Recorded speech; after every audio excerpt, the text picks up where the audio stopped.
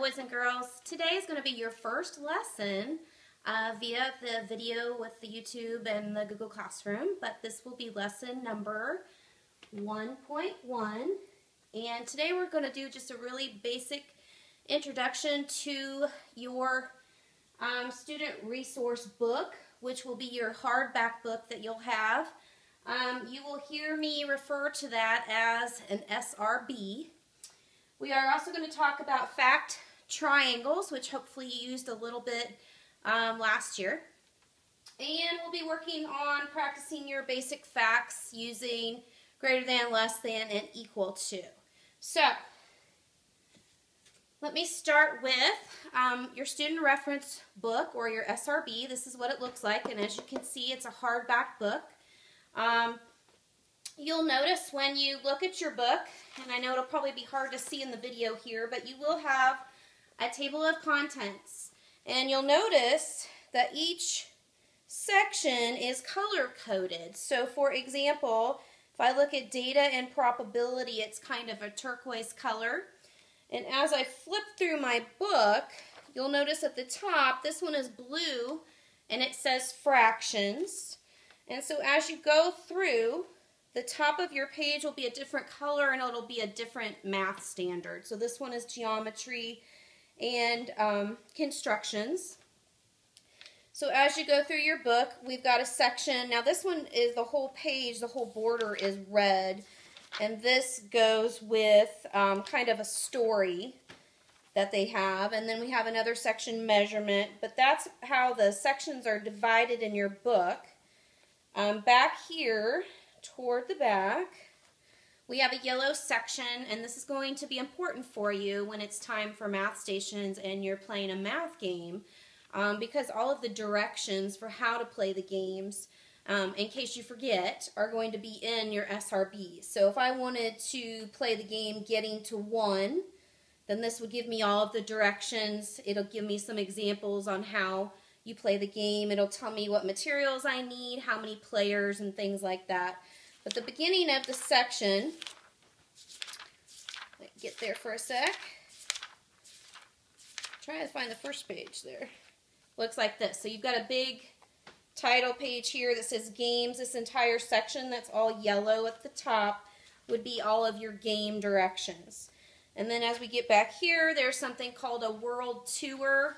And in this section, we might do some lessons. We don't do very many, but we do some lessons where you'll find some information about different places in the world, and you'll do measurements, and there's population graphs and maps back here that give you lots of information. And then, of course, we have some rather large maps, some population data.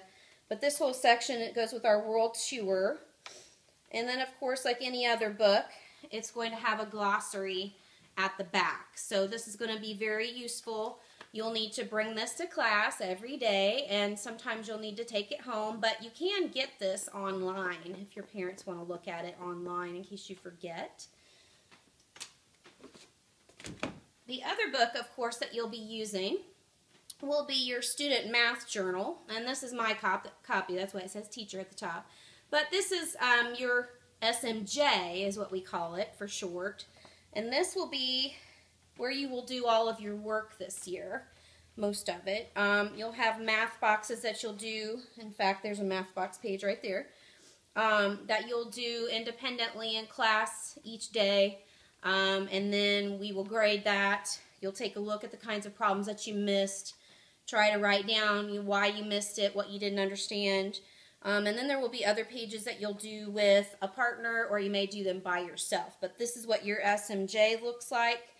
And then in the very back, we have some pages that are kind of like cardboard. It's a little bit thicker than your normal page.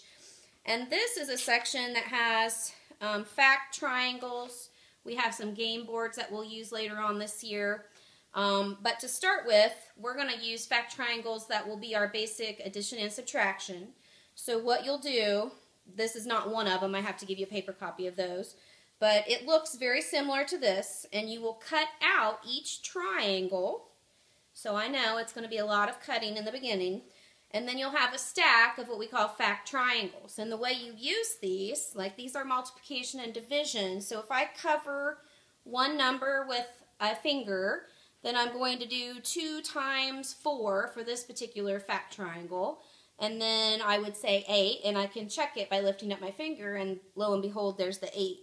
Now you can do it the opposite way, cover up the 2, and say 8 divided by 4 is going to be 2. Or 8 divided by 2 is going to be 4. Okay, the addition and subtraction problems will work the same way. You're just using a different operation, and we're going to work on those first, and then we will move on to multiplication. So if you've already started learning your multiplication facts, that's great.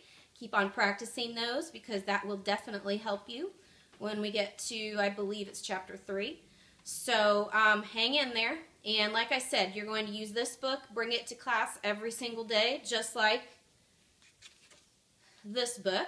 And that will be what you will need for me every day for math class. So most likely we'll use them every single day, unless, of course, we have a test. But then, of course, you'll be taking them home to study. But anyway, that sums up lesson 1.1.